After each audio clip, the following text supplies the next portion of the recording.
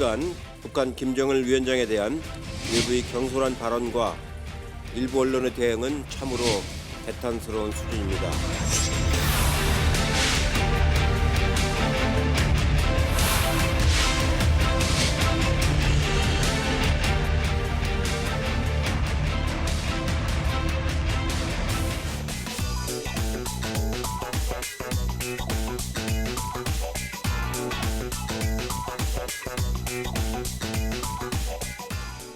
아무리 끝물이라고 국회는 이번 주도 본회의 없이 그냥 넘어갈 분위기입니다. 처리 못한 법안이 15,000여 건이 넘습니다. 이재호 전 의원, 김갑수 평론가 함께하겠습니다. 어서 오십시오. 예. 저 이야기 먼저 하겠습니다. 저 김정은 건강 이상설 이야기했던 미래통합당과 미래한국당의 이 당선자분들, 먼저 두 분이 어떻게 이야기했는지 준비가 됐으면 먼저 볼 수 있습니까? 네. 보겠습니다. 석정에 이제 들어간 것으로 알고 있고요. 그 세습 관련된 그 문제로 인해 가지고 보이지 않는 암투가 이제 시작됐었고 믿을 만한 정보 지켜보시면, 소식통이다. 저는 이제 그렇게 지금 알고 있습니다. 그냥 한 95% 정도를 이제 확신하고 있고. 네, 태영호 당선자의 이야기도 좀 들어볼까요? 준비되어 있습니까? 마저 보겠습니다. 네, 네, 그래픽이 준비되지 않았습니까?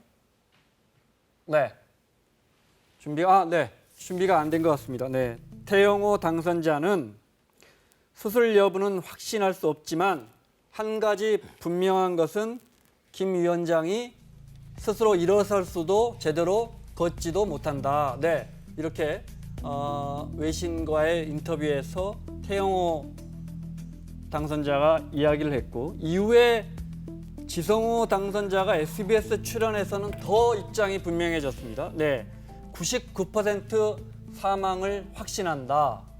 북한이 이게 우리 KBS와 통화했을 때 그랬거든요. SBS 출연에서도 주말쯤에 북한이 사망을 발표할 것이라고 했는데 김정은 위원장은 보란 듯이 주말에 모습을 드러냈습니다. 이거 어떻게 보십니까?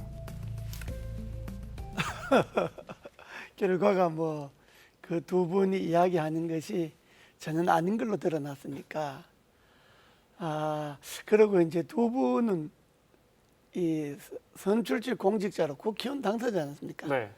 단순히 탈북자 신세로 신분으로 광화문 태극기 집회 가서 믿거나 말거나 이야기할 때하고 좀 다르죠. 네. 발언을 좀 신중하게 했어야 할 필요가 있었다 이렇게 보죠. 제가 좀 적나라한 증언을 하나 해도 될까 모르겠어요. 한 10여 년 전인데 매우 유명한 분이에요. 보수 쪽에 아주 네. 정말 유명한 분인데 한 서너시서 식사를 하게 됐어요. 김대중 대통령이 북한 갔을 때 김정일 위원장과 단둘이만 있었는데 무릎을 꿇고 김정은 위원장님, 제가 조국을 위원장님께 바치겠습니다라고 김대중 대통령이 그랬대요. 네. 그래서 그 얘기도 황당하지만 단둘이만 얘기했는데 그러면 선생님은 어떻게 하셨어요? 제가 질문을 했어요. 우리는 다 아는 수가 있어요. 라고 답변이 돌아왔어요. 근데 그 후로 제가 무수한 탈북자들에게 똑같은 얘기를 들은 겁니다. 우리는 다 아는 수가 있어요. 태영호 공사도 그랬습니다. 우리는 다 아는 수가 있어요. 이게 뭐냐 하는 거예요. 세상에 있을 수 없는 특이한 정보들이 많습니다. 우리를 치면 산청이나 해남쯤에서 농사 짓던 사람이 나라를 바꿨다는 이유 때문에 권부 얘기를 막 합니다. 이게 누구냐면 북한에 그 함경도 출신 하급 장교하던 분이 내려와서 주석궁의 비밀을 줄줄이 읊습니다. 네, 종편에서 그렇게 이야기합니다. 줄줄이 네. 읊습니다. 그러면 청와대 안에서 그것도 별실에서 이루어지는 일을 샅샅이 한다는 얘기인데 그거 다 무슨 얘기입니까?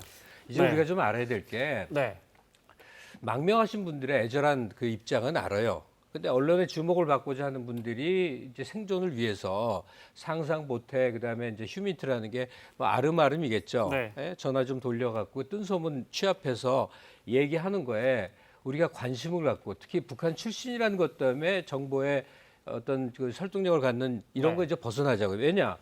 태공사는 개인 인품은 훌륭한 분인데 공사가 그렇게 높은 지위가 아닙니다. 그분이 북한에서 어떤 인간관계와 행적을 했건 네. 그가 알 수 있는 정보는 매우 제한돼 있거나 사실 낮은 신분의 사람들끼리 하는 얘기일 뿐인데 그걸 네. 나라가 움직입니까? 그건 런던 공사를 하다가 망명했잖아요.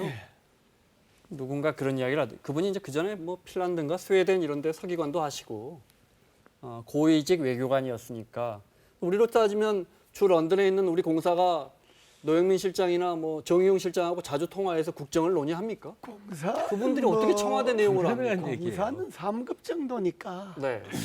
공사가 뭐 정부에 돌아가는 내용을 구석구석 알기는 어렵고요. 자기 업무에 대해서만 본부와 주고받는 거지. 자기 업무 이외의 일에 대해서 네. 공사가 속속들이 알기는 좀 어렵죠.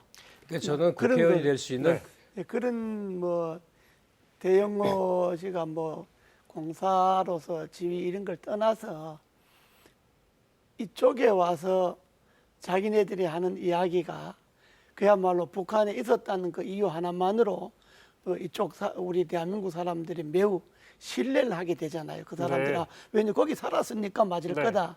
근데 이번에 너무 그것이 너무 많이 나가갖고 뭐 좀 이사 있는지 모르겠다. 좀 이렇게 신중하게 이야기를 했어야지.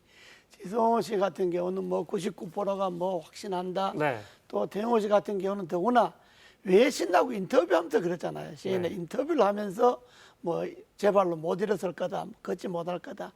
이런 이야기는 공인의 신분으로서 좀 경솔한 발언이 아니었나 네. 말씀하신 그런 것처럼 거죠. 예. 김정은에 대한 이런저런 뭐 유고서를 포함한 이런저런 이야기들이 나오는데 우리 정보 당국이나 정부에서 예의주시해야 할 것 같습니다. 이 정도 선에서 그렇습니다. 이야기했다면 네. 예. 뭐 얼마든지 분석하고 추리할 수 있었을 텐데 그 사인으로서 뭐 술자리에서 그런 이야기 주고받는 거 그건 뭐 별개의 문제인데 그러나 공인이 공식적으로 공개적으로 이야기하는 거는 신중해야죠. 그러니까 이 모든 일이 네. 벌어진 과정은 한마디로 말해서 그게 생계가 됐다는 얘기예요.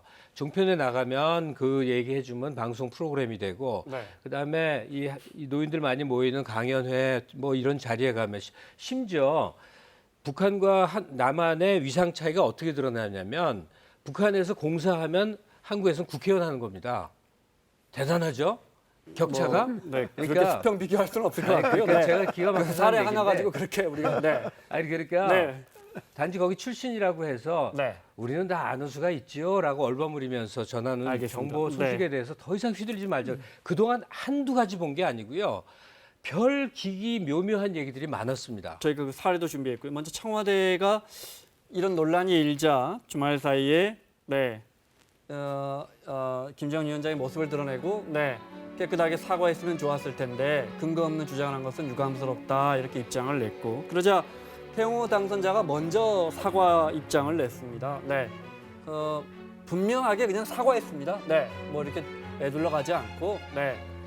기대가 컸던 만큼 실망이 컸을 거다. 국민 여러분의 질책과 무거운 책임감을 뼈저리게 느낀다. 이렇게 국민들께 사과했고요. 방금 전에 지성호 당선자의 사과가 나왔습니다. 네.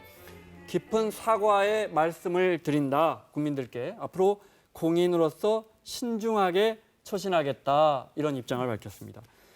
말씀하신 것처럼 뭐 기억하시겠지만 그동안에 우리 언론이나 우리 이른바 전문가 집단에서 북한의 지도자가 죽었다고 확신한 건 뭐 한두 번이 아닙니다. 네.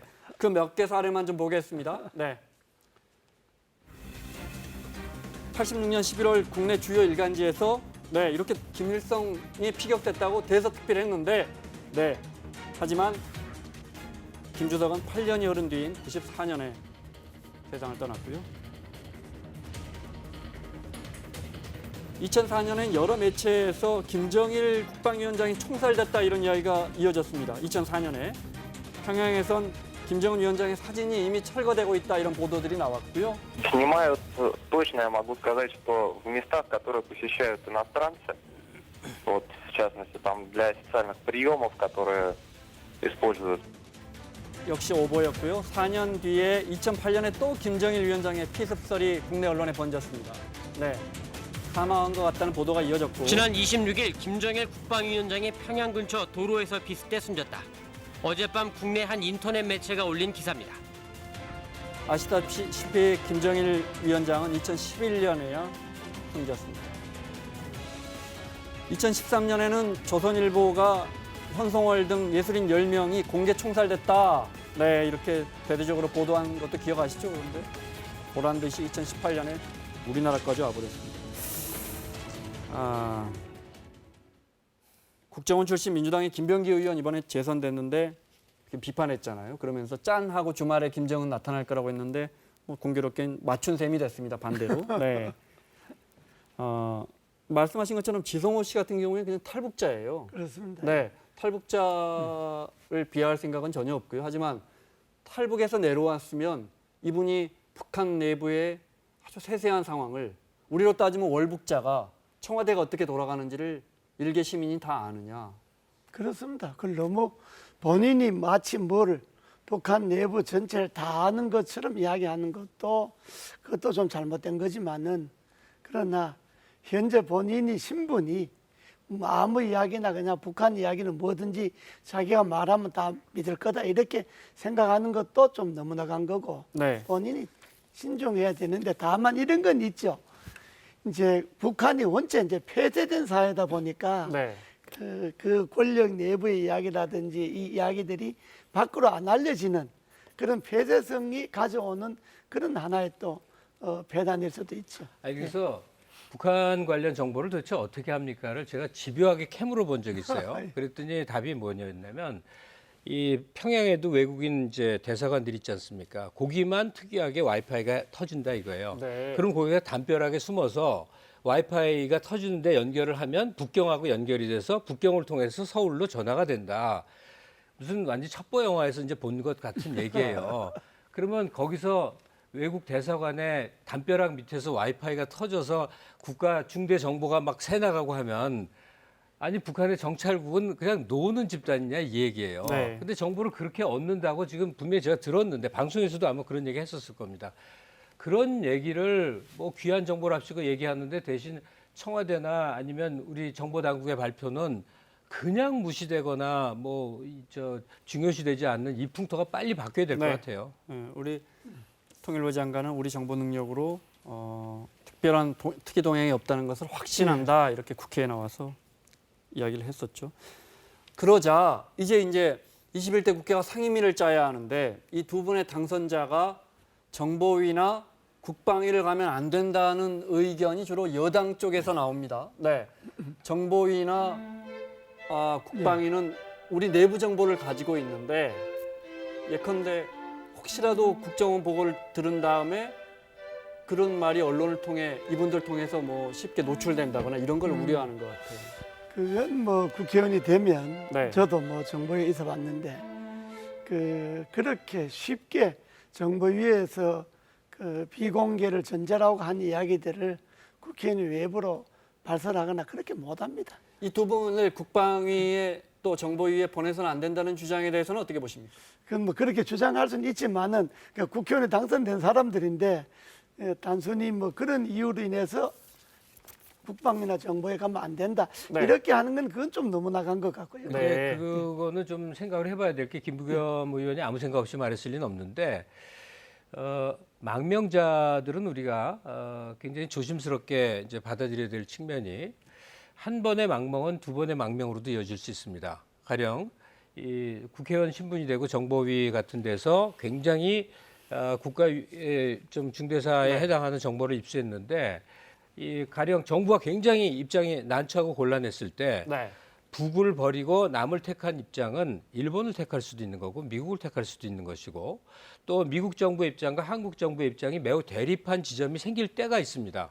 많은 경우에 그런 때 이상한 역할을 한 게 야당 의원이기도 하고 그런데 만약에 입장이 그렇게 이 한국당에 뿌리 내리지 않은 네. 언제라도 재망명을 할 수 있는 조건의 사람들이 정말 국회 고위직을 차지하고 국회의원이 되고 뭐 이런 식으로 이 쉽사리 된다고 하면 네. 이건 대단히 곤란한 일이죠. 앞서 말씀하신 것처럼 그분들이 혹여나 다른 선택을 뭐 안 한다는 보장은 없지만 우리 국민들의 선택을 받은 분들이고 거대 야당에서 추천한 분들이기 때문에 그럴 가능성은 매우 그래서도 안 되고 그럴 가능성은 매우 뭐 가능성이 없다고 저는 뭐 그렇게 바라봅니다. 미연에 염려를 삼아 지나치게 말씀하신 것 같아서. 그러나 네. 이제 우리 대한민국이 체제 우월서에 있는 거고 또 우리 헌법적 가치가 있는 건데 우리는 우리 체제 우월성을 계속해서 그 신장시켜 나가야지 그런 사건 하나로 상임위까지 배제한다 이렇게 하는 건 오히려 네. 좀 너무 나간 우리 거고 체제에 대한 자신감을 가져야 그렇죠. 한다, 이 그건 좀 너무 말씀이시죠. 나간 거고 네. 그리고 지금 그 김갑수 선생님 말씀하신 것도 뭐 일면 뭐 일리는 있지만 그러나 그것 또한 또 너무 나간 생각 아니겠느냐 그 정도 생각은. 네, 알겠습니다. 자, 21대 국회 말고 20대 국회 이야기 좀 하겠습니다. 예. 국회의원을 의원님이 장관님이 4번, 5번 하셨던 5번 하셨죠. 예. 총선 끝나고 나면 뭐 끝나는 분위기죠. 그럼요. 총선 네, 지금 끝나면 마음속에 일 생각이 지금 임기가 거의 한 달 정도 남았어요. 남았지만은 지금 한 달이라는 게 5월 들어가면요. 네. 우선 방을 빼야 5월 됩니다. 29일인가 예. 뭐 그랬습니다. 5월 네. 29일 임기인데 네. 5월 들어가면 방을 빼야 하고 네. 또 데리고 있던 비서관들도 거쳐도 또 자기네들 그것도 마련해 줘야 되고 네. 국회를 열 수 있는 그런 형편이 안 됩니다. 그래서 과거에도 당선자들은- 보면 본회의 안 열립니까? 총선 끝나고는? 잘 아니 그래서 열리는 공으로 한 경우가- 달 논단 말입니까? 열리는 경우는 있는데 네. 대부분의 열려도 성원이 잘 안 되는 경우가 많죠. 왜냐하면 네. 낙선된 사람들이 본회의 한다고 잘 나가질 않죠. 네. 예. 아니 저 유튜브에 저희 프로 보시면서 제 댓글이 예상이 됩니다. 뭐 총선 전에는 본회의를 잘 열었으면 말이라도 않지 뭐 이런 댓글이 올라오고 있을 것 같아요. 예, 네. 근데 이 사진 한 장 볼까요? 네. 특히 이제 낙선하신 분들 입장에서는 이 민병도 의원님이신데 벌써 저 방을 아마 이건 이제 뭐 나쁜 뜻이 아니고 좋은 뜻에서 그럼요. 새로 들어올 분을 위해서 미리 뺀다는 건데 예. 아니 4월 15일 날 이렇게 하시면 어떻게 하면 5월 29일까지 일하셔야 되는데 네. 네. 또 있습니까? 네. 정은혜 저 비례로 늦게 짐을 싸야 한다. 이거 너무 겸손하다고 말씀드려야 돼요. 저분은 잠깐 했군요, 정말. 네. 뭐, 근데 방 빼는 거 이전에 좀 생각 좀 해볼게. 네. 이번 20대 국회가 역사상 가장 법안 통과율이 적은 국회예요. 네. 조금 늘어났을 것 같은데 36% 기록했는데 과거에 80%까지 했었거든요. 네. 뭐 아무것도 안 했다는 얘기가 됐는데 남은 한 달 동안에 여야가 합의할 수 있는 거 굉장히 많은데 지금 이래저래 미뤄졌잖아요. 그거 좀 할 수 있잖아요. 한 달이면 굉장히 많은 법안 통과시킬 수 지금 있잖아요. 그렇습니다. 할 수 있습니다. 하려고 마음 먹으면 얼마든지 할 수 있는데 네. 현실적으로 낙선한 의원들이 잘 안 나온 경우가 있고 아니 특히 야당은 지도부가 전부 아니, 그렇습니다. 낙선하시는 예, 바람에 뭐 그래서 누가 뭐 동의할 네. 사람도 없고 네. 지도부가 우선 떨어졌으니까 그런 문제는 5월 29일까지 임기고 21대 국회의원들이 5월 30일부터 이제 의원이 되잖아요. 네. 그런데 5월 달 세비를 거의 다 받거든요. 한 달치 몽땅 안 받지만 거의 네. 반 달치 정도 받죠. 이걸 이번 국회에는 없애야 됩니다. 그럼 매번 없앤다 그러면서 하루 근무하고 거의 반 달치 봉급을 3,400만 원을 받거든요. 새로 의원님이 되시는 예. 또는 연임 되시는 의원님들이 예. 5월 30일부터 임기 시작하면서도 5월 달 급여의 한 절반 이상 그렇습니다. 그렇게 봤습니다. 예. 네. 왜냐 그러면 네. 전임 임기가 5월 29일까지거든요. 네. 그래서 5월 30일 하루 일하고 5월 달 봉급을 받아가는 이건 이번에 좀 고쳐야 됩니다. 법을 만드시는 분들이니까 얼마든지 그렇게 해놓으실 수 있겠죠. 그 말은 맨날 네. 고친다 그러는데 안 고쳐지는데 이번에 네. 좀 한번 보겠습니다. 이번에는. 그래서 이제 15,000여 건의 법안들이 처리되지 못하고 남아 있는데 그 중에 몇 개만 추렸습니다. 네, 더 중요한 네. 법안도 물론 많지만 국민 발안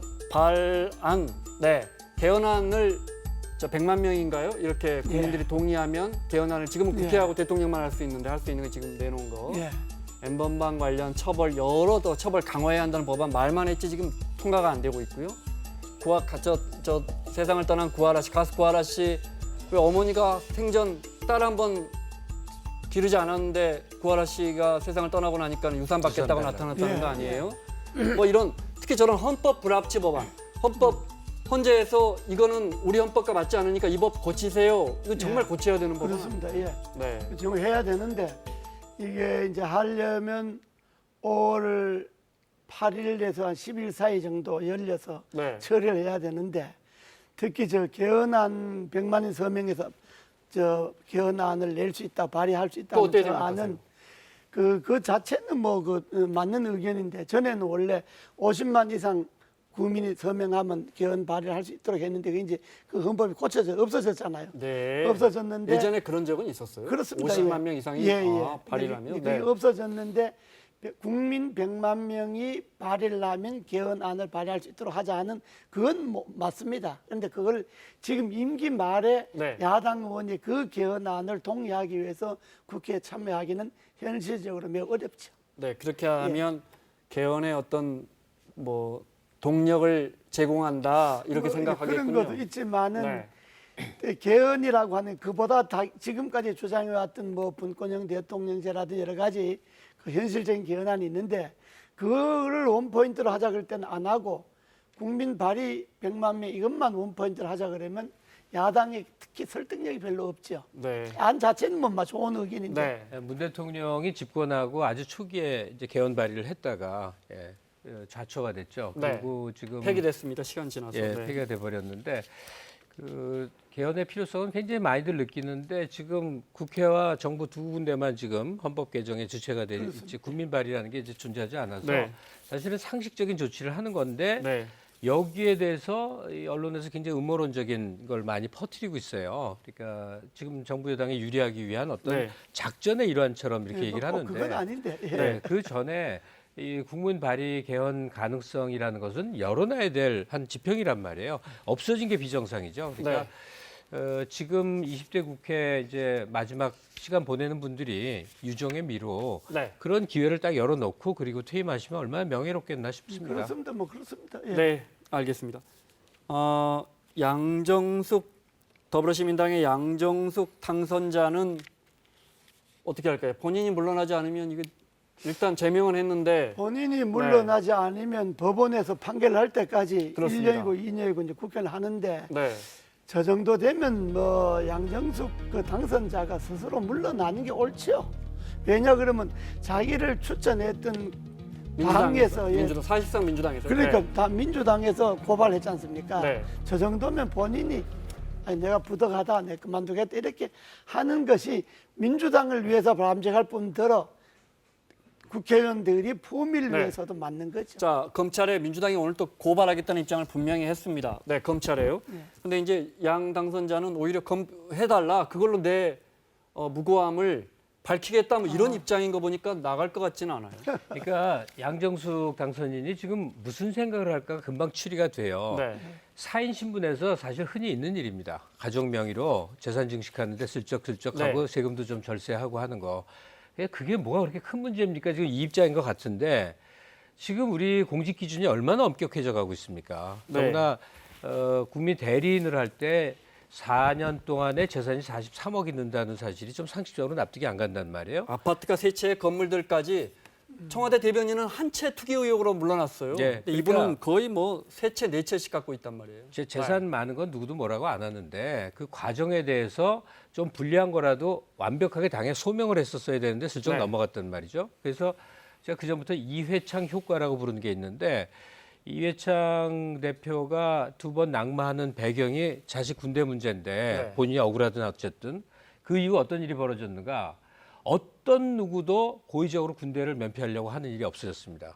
자기 인생길이 굉장히 곤란해진다는 걸 알기 때문에 누구나 군대를 가는 걸로 지금 그런 풍파가 사회적 효과가 있다 이 말씀이시죠. 매우 크죠. 근데 네. 지금 그 양 당선인 문제 같은 경우도 사실 공직, 특히 선출직에 진출할 때 과거 이력 중에서 불투명한 사안은 미리 소명이 돼야 된다. 첫째 네. 당의 소명 혹은 공개적으로.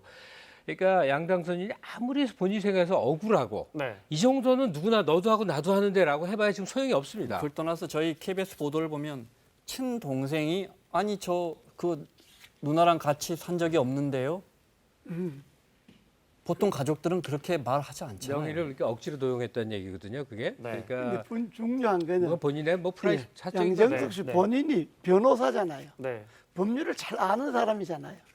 그럼에도 불구하고 저렇게 버틴다고 하는 거는 네. 오히려 그 법률가로서 법률인으로서 아주 부적절한 처신을 봐야죠.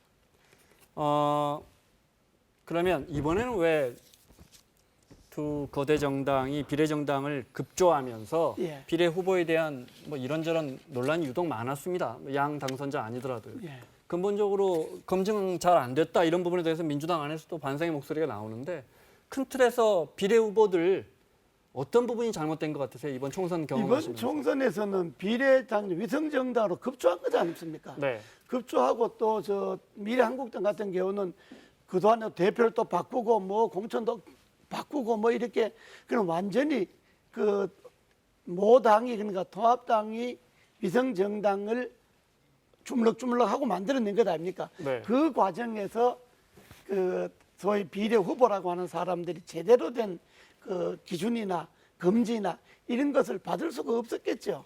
나는 민주당도 마찬가지로 상황이 봅니다. 불가피했다? 시민당. 네. 예. 근데 이거는 제가 민주당을 좀 위로해주고 싶긴 한데 이 수사기관이 아니기 때문에 본인이 소명하지 않는 한 샅샅이 그 과거 이력을 다 이제 알기는 어렵습니다. 네. 이럴 때 중요한 거는 그 처리를 어떻게 하느냐를 보는 겁니다. 얼마나 엄정한가 여기에 대해서 보는 건데 현재 민주당은 굉장히 좀 뭐 찔끔한 것 같습니다. 할 수 있는 최선을 다하거든요. 그러니까 지금 제명시킨 거에서 끝내는 게 아니라 당선인 자격을 박탈시키고자 지금 움직이고 있어요. 고발할 네, 네. 모양인데 이것 정도로서는 당으로서 실수한 거에 대한 최선을 다하는 분위기라고 생각이 드는데 다만 양 당선인은 어떤 과정을 통해서 비례 후보가 됐었던가 좀 의아스러운 면이 있습니다. 그건 이제 안 밝혀지고 있죠. 네, 네. 사실 지난 예. 총선에서도 비례 받았다가 아슬아슬하게 떨어졌었는데 네. 그건 안 밝혀지고 있죠. 비례를 이런 식으로 좀 사람을 뽑아보자, 추천해보자 혹시 마지막으로 보관이 있으세요? 네. 저는 비례는 없애야 된다고 봅니다. 예. 비례를 비례 의원직을 하신 적이 제도를- 있으시잖아요. 예. 저는 없습니다. 5번 다 지역에서 하셨습니까? 그렇습니다. 은평이랑. 예. 네. 다 지적을 했는데 네. 왜 처음에 비례를 두게 되는 것이 네. 전문가들을 지역구 국회의원보다 더 다른 전문가 부분을 좀 입법부에 넣자 이런 의도가 있었는데 네. 지금은 지역구 국회의원들이 다 전문가들이 많지 않습니까? 뭐 법률 전문가, 환경 전문가 뭐 다 있기 때문에 네. 굳이 비례 제도를 둘 필요가 없고 네. 그럴 필요가 없고 오히려 지역구 의원을 더 강화하는 게 낫지.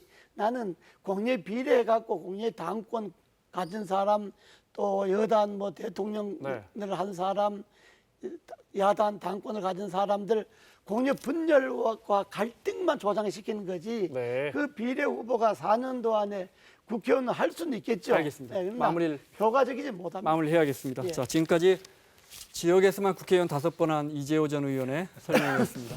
마치겠습니다. 이재호 전 의원, 김갑수 평론가 수고하셨고요. 사사건건 내일 어린이날 쉬고 모레 이 시간에 돌아오겠습니다. 고맙습니다.